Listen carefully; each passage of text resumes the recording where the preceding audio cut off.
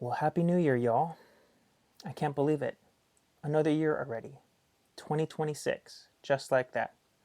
I hope you all were able to celebrate and spend time with family and friends and ring in the new year in style and safely, too, I might add. But here we are, another week and another year. Like I mentioned at the end of last week's video, that we were going to kick things off with a series called Dear Men. Now, last year I did a series called Dear Women. And if you haven't seen it, I highly encourage you to go back and watch it. That was, I think, really good.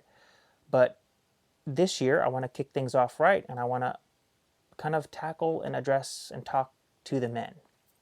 And so I got this idea from this series that this church, 1122, the lead pastor, Joby Martin, he did this series. He did a 7-part series.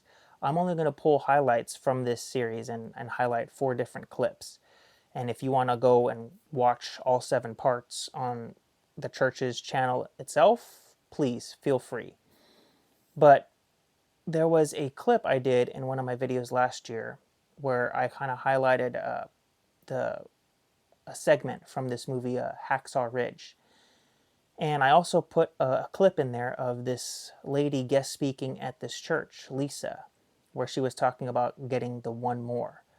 Well, she was guest speaking at this church, 1122, where Joby Martin, today you're going to actually get to see him for the first time and see who he is and what he talks about.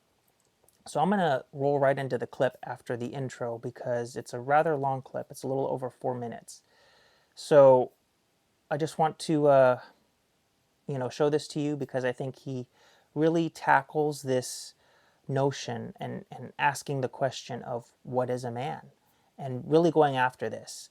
And I think he lays a good foundation and explains it pretty well. So without further ado, let's tackle this, huh? Week 1.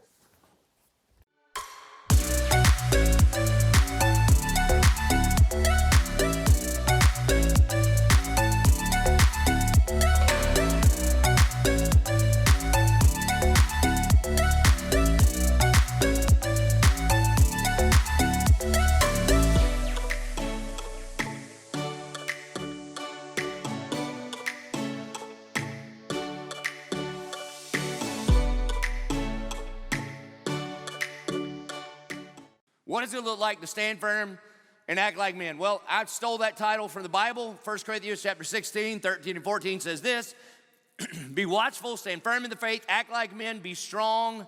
Let all that you do be done in love.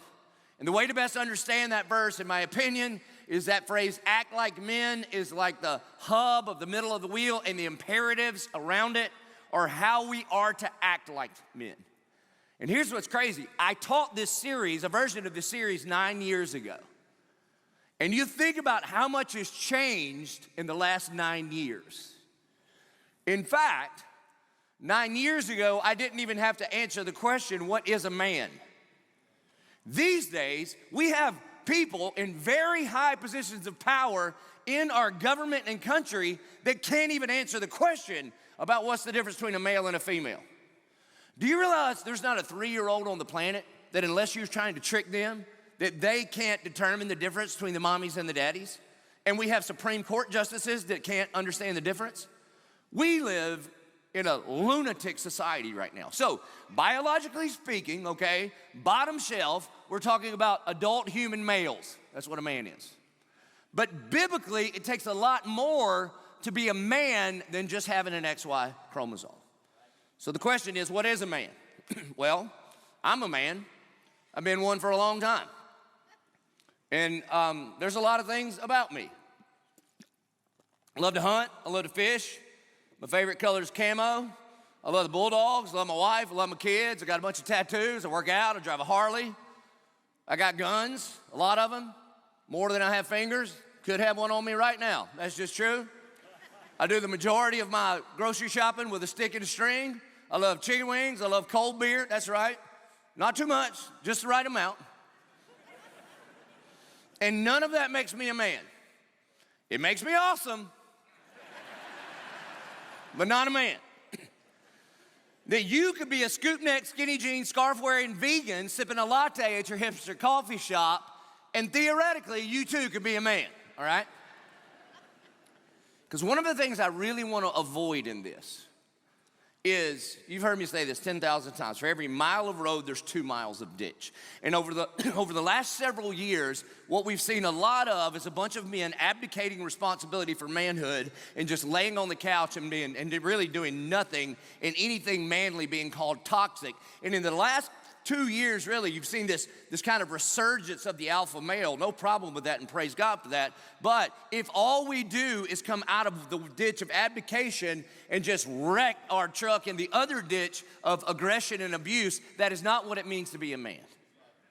So this whole series is not about a bunch of chest beating. This whole series is not like man up and cowboy up and be the kind of man I am. No. This is the series where we are calling people to be the kind of man the Bible has called us to be. That a man is a prophet, priest, servant, king, provider, and protector.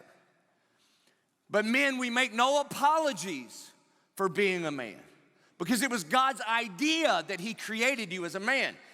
Genesis chapter 1, verse 26 and 27 says this: Then God said, let us make man in our image and after our likeness. By the way, image is masculine and likeness is feminine. And let them have dominion over the fish of the sea and over the birds of the heavens and over the livestock and over all the earth and over every creeping thing that creeps on the earth. Verse 27, so God created man in his own image. In the image of God, he created him. Now check this out. This is very binary. Male and female, he created them. An attack on gender is an attack on the character and nature of God. And listen to me, and if you're confused about your gender, I am not here to beat you up, not at all. I love you and we want to help. And God is not a God of confusion. And he loves you and he knows what he's doing when he created you. And what we need to do is not try to align our bodies with our own mind. What we need to do is align our body to mind with God's created order, and that is the best thing for us. Now there's a couple things that I want to highlight from that clip. He talked about a lot of stuff. He asked the question, what is a man? And he laid some foundation, and he explained about how what he likes, his favorite color is camo, about how he has more guns than he does fingers, and he does a lot of his grocery shopping with like a bow and an arrow and whatnot. All of that stuff makes him awesome, but not necessarily a man, which is true, because like he said, you could be a skinny jean wearing, sipping coffee at your hipster coffee shop, and you could theoretically be a man. But all that aside, he did talk about some very interesting things. And one in particular, he was talking about how you have like this ditch on either side of this road.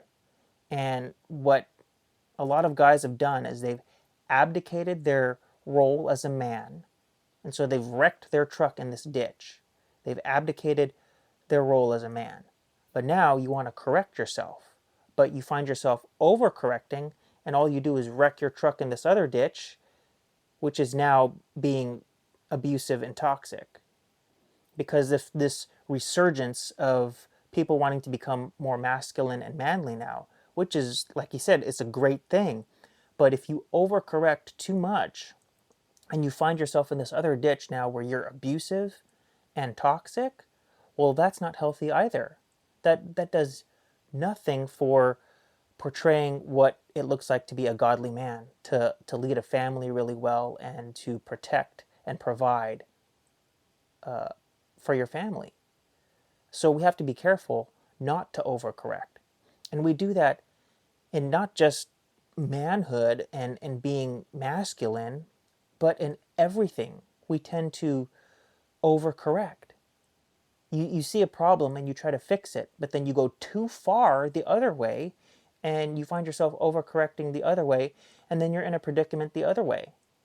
So we have to be careful when we kind of find ourselves down this fine line of how it looks like to be a godly man, what it looks like, what does the Bible say?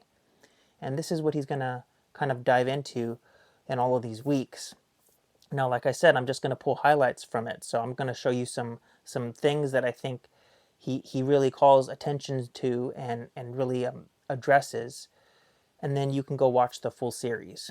But another thing that he mentions in this clip is he said that an attack on gender is an attack on God's character, because God created man and woman, but he created male and female, like he read that scripture.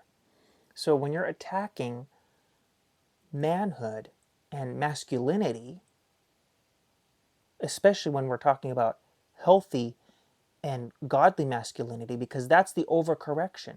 That is the overcorrection, is you try to overcorrect one way, right? So you have some people, some guys that are like trying to be toxic and abusive.